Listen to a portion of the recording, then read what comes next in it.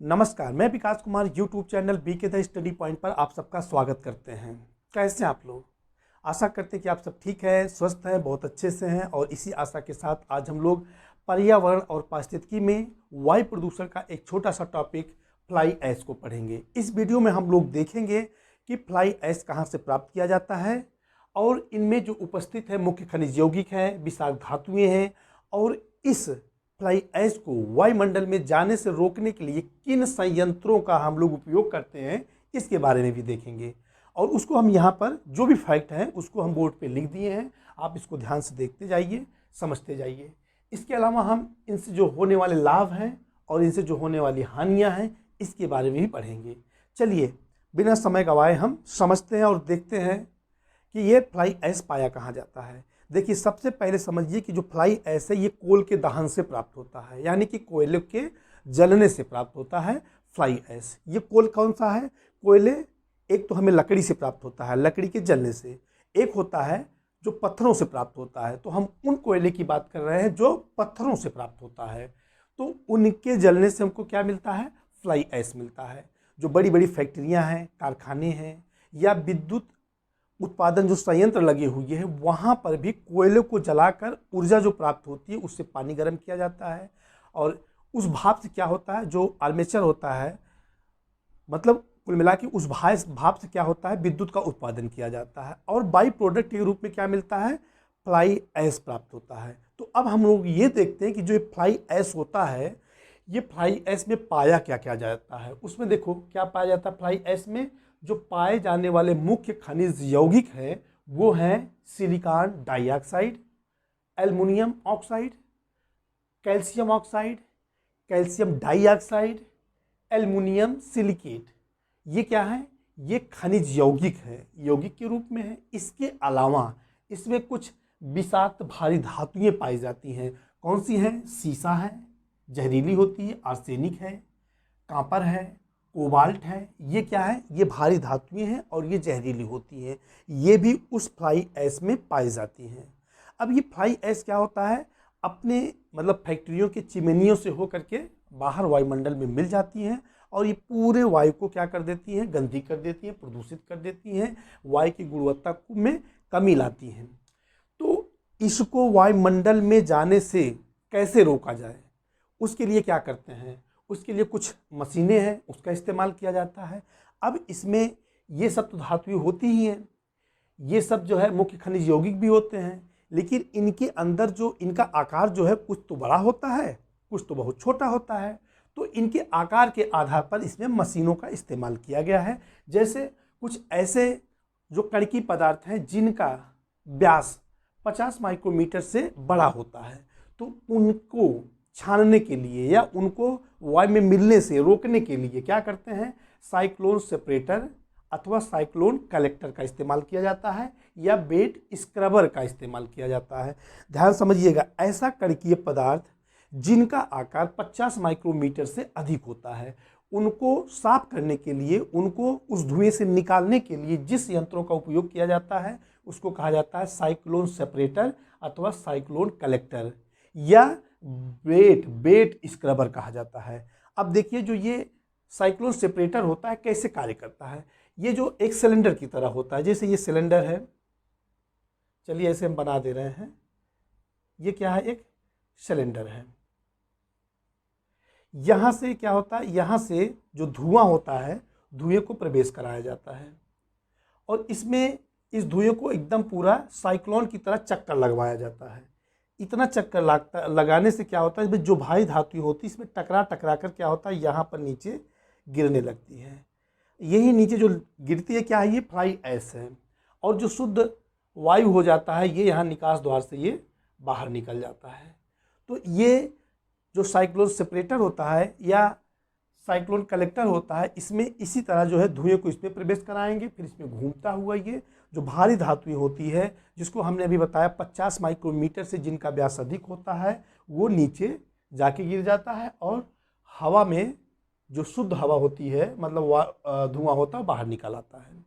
तो इस प्रकार ये बड़े बड़े तत्व को हवा में जाने से ये रोकता है। बड़े बड़े तत्व का मतलब जो भी इसमें भारी धातुएं हैं, मुख्य जो खनिज यौगिक हैं, जो जिनका आकार 50 माइक्रोमीटर से अधिक होता है वो नीचे इकट्ठा हो जाता है। इसके अलावा जो 50 माइक्रोमीटर से जिनका कम व्यास है, मतलब ऐसे कणकीय पदार्थ जिनका व्यास 50 माइक्रोमीटर से कम होता है, वो किससे साफ किए जाते हैं? वो बैग फिल्टर से साफ किए जाते हैं। बैग फिल्टर कहाँ इस्तेमाल करते हैं? जो बड़ी बड़ी चिमनियाँ होती हैं, जैसे आप ईंट का देखिए, आप ईंटें हैं ना, ईंटों का जब निर्माण होता है जहाँ पर, जिसको हम लोग गांव में कहते हैं भट्ठा, तो भट्ठे में जो बड़ी बड़ी चिमनियाँ होती हैं या फैक्ट्री में बड़ी बड़ी चिमनियाँ होती हैं, उस चिमनियों में क्या लगाते हैं? बैग फिल्टर लगाया जाता है। बैग फिल्टर क्या करता है? ऐसे कणकीय पदार्थ जिनका व्यास 50 माइक्रोमीटर से कम होता है उनको ये छानकर अलग करता है। और इसके अलावा देखिए, जो जो 1 माइक्रोमीटर से छोटे आकार के कणकीय पदार्थ होते हैं उनको साफ करने के लिए इलेक्ट्रोस्टैटिक प्रेसिपिटेटर, क्या है? इलेक्ट्रोस्टैटिक प्रेसिपिटेटर, इलेक्ट्रोस्टैटिक प्रेसिपिटेटर या हाई एनर्जी स्क्रबर या फैब्रिक फिल्टर का इस्तेमाल किया जाता है। देखिए यहाँ पे जो बेट स्क्रबर है, बेट स्क्रबर कैसे होता है थोड़ा हम आपको बता दें। बेट स्क्रबर में इसमें धुआं जो है पानी से होकर गुजारा जाता है। जब पानी के अंदर जो धुआं होता है, जिसमें काली खोली सब चीज़ होती है, वो जब पानी के अंदर प्रवेश करता है तो उसमें क्या होता है? जो भारी धातुएं होती है, भारी धातुएं माने कि ये सीसा, आर्सेनिक, कांपर, कोबाल्ट, या जो बड़े बड़े मुख्य खनिज यौगिक होते हैं, silicon dioxide, aluminium oxide, calcium oxide, aluminium silicate, ये उसमें घुल जाती हैं और धुआं बाहर निकल जाता है। जैसे आप देखिए, पहले, आज तो हम नहीं देख रहे हैं, पहले गांव में आप देखते होंगे जो बुजुर्ग लोग हैं वो लोग हुक्का पिया करते थे। हुक्का में क्या करते थे? ऊपर चिलम रखा जाता था, चिलम में जो भी उनको पीना है, तंबाकू है, उसको रखने के बाद आग रखते थे और उसको एक पानी से होकर हवा को खींचते थे तो वो धुआं पानी से होकर गुजरता था। इसमें होता था जो भी हानिकारक, जैसे जो भी पदार्थ है वो पानी में घुलने के बाद धुआं बाहर निकलता था ठंडा होकर के। तो सेम उसी प्रकार ये बेट स्क्रबर भी है, वो जल से होकर निकाला जाता है। तो इस प्रकार हम लोग देख सकते हैं किन किन आकार वाले जो कणकीय पदार्थ हैं किस मशीन में उसको छाना जाता है। इसको आप बढ़िया से देख करके लिख के याद कर लीजिए, यही फैक्ट है। इसके अलावा लाभ देखिए, इनसे क्या होता है। जो फ्लाई ऐश होता है, फ्लाई ऐश को किस प्रकार हम लोग उसका इस्तेमाल करके अच्छे कामों में ला सकते हैं। जैसे आप जानते हैं जो खदान है, खदान से कोयला निकालते हैं, लोहा निकाला जाता है, अभ्रक निकाला जाता है, शीशा निकाला जाता है। इनकी बहुत बड़ी बड़ी खदानें होती हैं, ज़मीन के अंदर काफ़ी गहराई तक खोदते चले जाते हैं, वहाँ से निकालते हैं। तो वहाँ पर क्या होता है? बहुत बड़ा होल हो जाता है। उस होल को पाटने के लिए फ्लाई ऐश का इस्तेमाल किया जाता है। जो भूमि भराव है, खानों के भराव में इनका इस्तेमाल किया जाता है। ठीक है।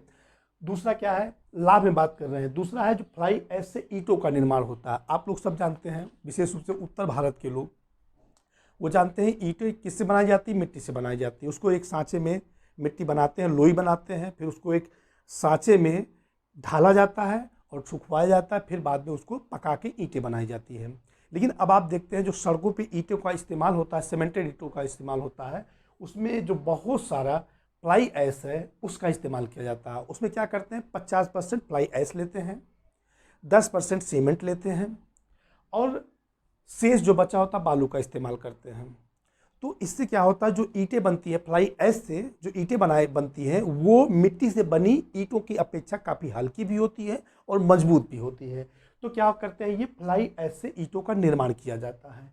इसके अलावा खेतों में छिड़काव से क्या होता है? मृदा में जल ग्रहण की क्षमता को बढ़ाता है। कहने का मतलब है जो मिट्टियों में जहाँ पर नमी कम होती है, कुछ मिट्टी ऐसी होती हैं वो पानी को ज़्यादा अवशोषित नहीं कर पाती हैं या पानी को अपने पास संचित नहीं रख पाती हैं, तो उनमें अगर ये फ्लाई ऐश को छिड़काव कर दिया जाए या उसमें छींट के मिला दिया जाए, तो अगर पानी बरसात होता है या कुछ होता है तो उस कंडीशन में पानी को धारण करने की क्षमता ज़्यादा रखती है। मतलब इसमें पानी यानी नमी को बरकरार रखती है। जब नमी बरकरार रहेगी तो उसमें जो भी फसल होगा उसकी उत्पादकता भी बढ़ जाएगी और फसल की क्वालिटी भी बढ़ जाती है। तो ये खेतों में छिड़काव से क्या करती है? मिट्टियों में जल के धारण को या जल ग्रहण करने की जो क्षमता होती है वो बढ़ा देती है और इससे क्या होता है? फसल की उत्पादकता भी बढ़ जाती है। अब चलते हैं, हम इसमें देखते हैं हानियाँ क्या है। आप सब जान रहे हैं कि हानियाँ कहाँ पे हो सकती हैं। देखिए पहला है, इसमें श्वसन तंत्र के रोग हो सकते हैं। आप जानते हैं वायुमंडल में अगर ये फ्लाई ऐश तैरता रहेगा, इसके छोटे छोटे कण हैं जो 50 माइक्रोमीटर से कम भी हैं, या 1 माइक्रोमीटर से कम है, जो भी है ये, अगर वायुमंडल तैरते रहेंगे तो श्वसन तंत्र के द्वारा हम लोग क्या करेंगे, इस फ्लाई ऐश को भी अपने फेफड़ों तक ले जाएंगे, जिससे फेफड़ों संबंधी क्या होगी, बीमारियां हो जाती है। तो श्वसन तंत्र से संबंधित बीमारियां हो जाती है। और साथ साथ में क्या होता है, जब वायु में तैरता रहेगा तो वायु प्रदूषित होगा, यानी कि वायु की गुणवत्ता में कमी आएगी। तो फ्लाई ऐश अगर वायुमंडल में रहेगा तो वायु की गुणवत्ता में भी कमी आती है। इसके अलावा ये फ्लाई ऐश मान लीजिए उड़ उड़ के जो पौधे हैं, पौधों की पत्तियों पर ये बैठ जाएंगी तो क्या होगा, एक पतली सी परत बना लेगी। जब पतली सी परत बना लेगी तो कहने का मतलब पत्ती में जो पाए जाने वाले रंध्र हैं वो बंद हो जाएंगे। यदि पत्तियों में पाए जाने वाले रंध्र बंद हो जाएंगे तो वो वायुमंडल से कार्बन डाइऑक्साइड को ग्रहण नहीं कर पाएगी, क्योंकि रंध्रों से ही तो वायुमंडल से कार्बन डाइऑक्साइड का या ऑक्सीजन का एक्सचेंज करता है ना, आदान प्रदान करता है ना। तो रंध्र बंद हो जाएंगे तो क्या होगा, कार्बन डाइऑक्साइड ले नहीं पाएगी। और सूर्य का जो प्रकाश पड़ता है वो भी जो कोशिका है, हरित लवक है, उस पर नहीं पहुंच पाएगी। उस पर नहीं पहुंच पाएगी तो प्रकाश संश्लेषण की क्रिया क्या होती है, धीमी पड़ जाती है। जब प्रकाश संश्लेषण क्रिया धीमी हो जाएगी तो नुकसान क्या होगा, नुकसान यह होगा कि पौधे भोजन अपना नहीं बना पाएंगे। पौधे जब अपना भोजन नहीं बना पाएंगे तो पौधों का विकास भी कम हो जाएगा।